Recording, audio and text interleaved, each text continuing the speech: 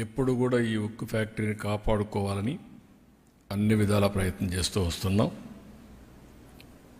1996లో ఇదే మాదిరిగా industry sick అయింది. ఆ రోజు నేను ముఖ్యమంత్రిగా ప్రధానమంత్రి వాజ్పేయి గారితో మాట్లాడి 1650 కోట్ల రూపాయలు ఆ రోజు ఈక్విటీ ఇచ్చి మిగిలినంత లోన్ కూడా తీసుకుని ఎక్స్పాన్షన్ కానీ అదే మరి దాన్ని స్ట్రీమ్ లైన్ చేశాం. అక్కడి నుంచి అంటే ఎప్పుడు ఈ యొక్క స్టీల్ ప్లాంట్కి ఇబ్బంది వచ్చినా ఆదుకునింది ఎన్డీఏ ప్రభుత్వం. ఆ రోజు ఇక్కడుంది ముఖ్యంగా తెలుగుదేశం ప్రభుత్వం, ఇప్పుడు ఎన్డీఏ ప్రభుత్వం. మళ్ళీ ఇలాంటి అనేక సమయాల్లో ముందుకు వచ్చి ఇవన్నీ చేశాం. గడిచిన 5 సంవత్సరాల్లో పూర్తిగా నిర్లక్ష్యం చేశారు. దానివల్ల కూడా చాలా ఇబ్బంది వచ్చింది. ఎన్నికల సమయంలో హామీ ఇచ్చాం.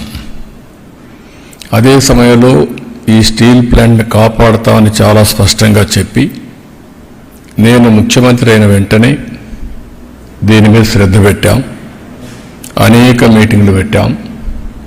ఆ రోజు మీటింగ్లో ఎంపీగా ఉండే భారత్ గారు కూడా అక్కడికి రావడం, అక్కడ ఆయన కూడా రిప్రజెంట్ చేయడం. అదే మాదిరిగా మేము ఒక మీటింగ్ కాదు, సిరీస్ ఆఫ్ మీటింగ్స్ జరిగాయి. ఒకరోజైతే రాత్రి 12:30 గంటలకు మీటింగ్ పెట్టాం. ఆ రోజు నిర్మలా సీతారామన్ గారు చాలా బిజీగా ఉండడం, మహారాష్ట్ర నుంచి లేట్ నైట్ రావడం.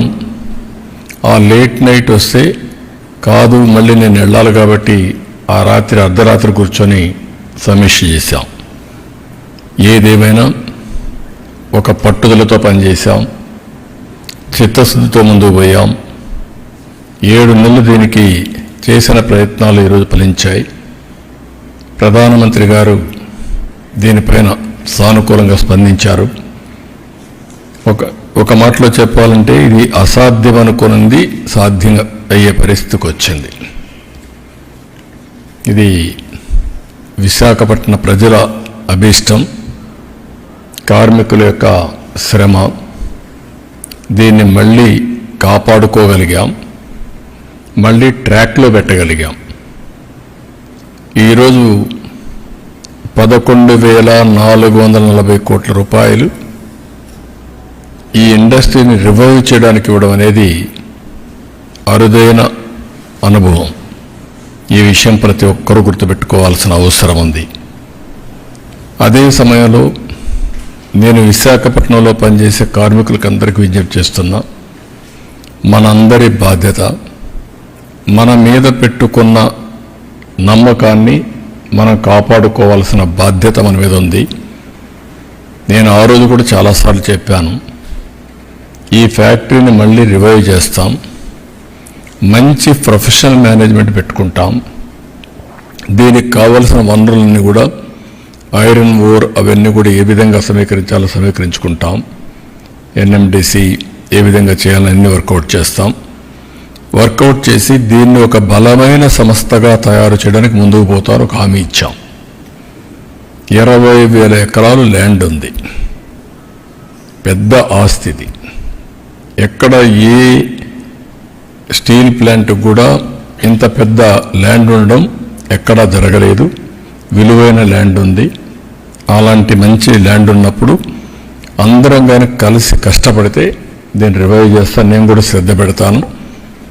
దీన్ని రివైవ్ చేసి మళ్ళీ కేంద్రం చేసే నిర్ణయం కూడా సరైన నిర్ణయమని వాళ్ళు కూడా ఆనందించే విధంగా మనం చేయాల్సిన అవసరం ఉంది.